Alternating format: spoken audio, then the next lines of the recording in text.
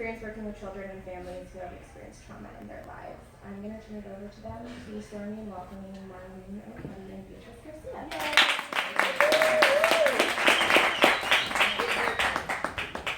Thank you. I wanted to stand up so I can make sure that I see people in the back as well.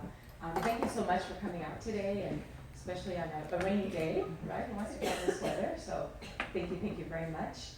Some of you may not have made it to service this morning to be here, so thank you.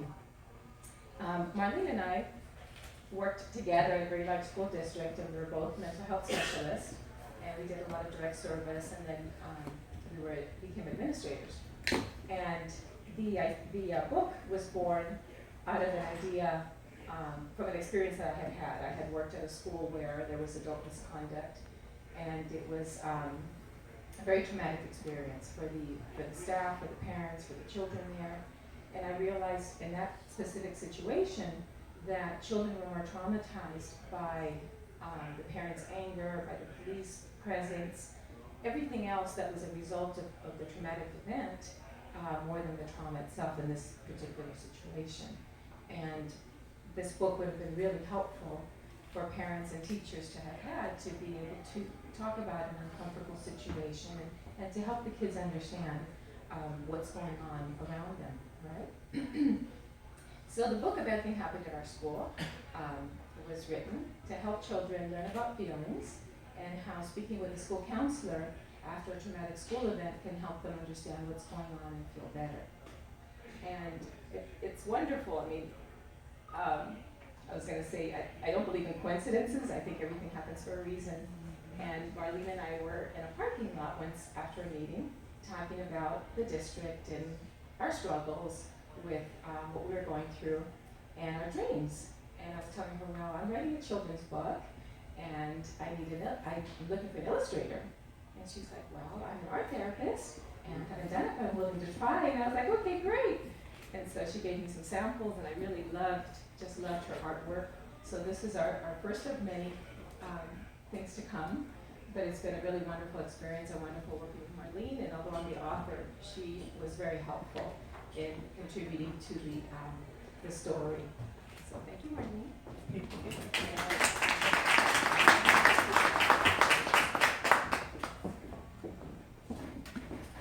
Thank you. First of all, thank you everyone for coming out again, as Beatriz said, on such a wet and rainy afternoon. I really appreciate the opportunity to have worked with Beatriz for so many years. As you can tell from looking at the book, those of you who have already seen it, that she's a very creative and very caring person, and it really comes through in every page. So it's been a wonderful collaboration, and we do hope to collaborate on many other projects in the future. So I wanted to add just a little bit about the book, A Bad Thing Happened at My School, and that you will find, for those of you who may not have seen the book, that on every page there is a story about a child and what happened at his school. And then, and there is text at the bottom, and there are corresponding pictures, so each page the child can see what's happening and can relate to the story. But what I really wanted to add was that even though the title is A Bad Thing Happened at My School, the book is really useful for other situations too that do not occur at a school necessarily. For example, there could be in a child's family, there could be a death of someone close to the child. There could be a traumatic incident, a car accident that happens on the street that the child may witness. There may be some trauma that occurs. So we want to really just inform you that the book has usefulness beyond what may happen at a school specifically.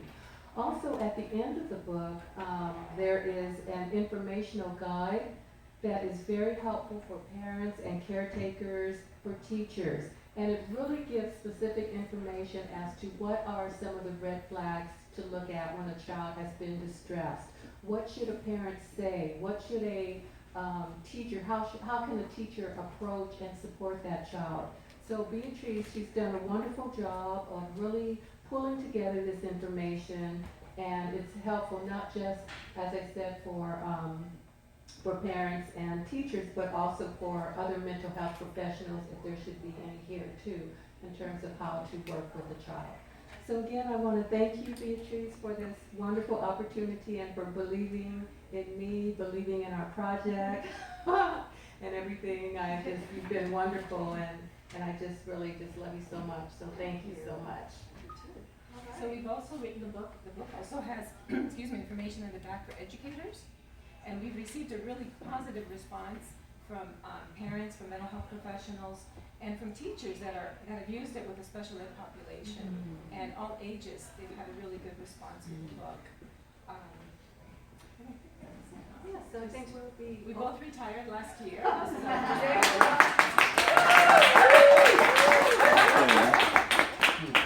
having fun. Yeah. So we'd like to entertain your questions if you have any. Oh, the website. Oh, yes.